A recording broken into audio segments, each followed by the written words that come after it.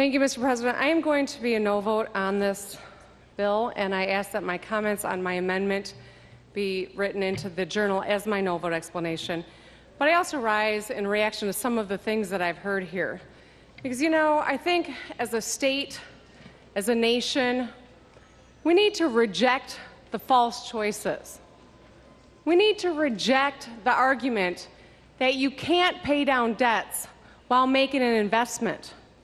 Michigan families do that every single day when they pay on their mortgage and put a little bit of money aside in a 529 plan for their kids to go to college. President Lincoln rejected those false choices when in the midst of a civil war, he created our land-grant universities.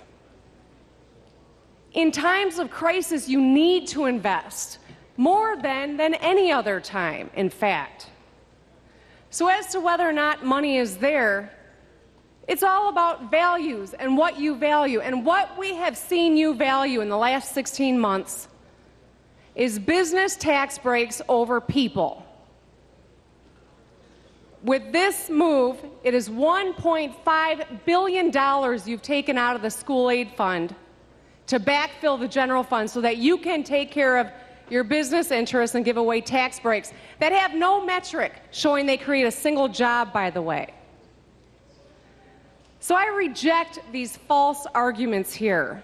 And I say that these budgets are a statement of our priorities as a state, a statement of where we want to be next year, but also 25 years from now. And that is the reason I vote against all these budgets. I think it's a shame that no one in this chamber can see beyond their own relevance and talk about an investment in what the state of Michigan needs to look like in 25 years.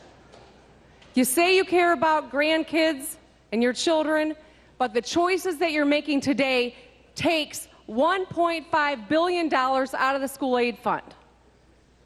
There is a balance there.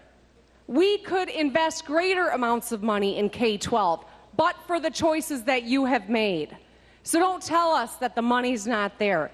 I reject your false arguments. I think the people of Michigan reject those false arguments. We can't afford to buy into that.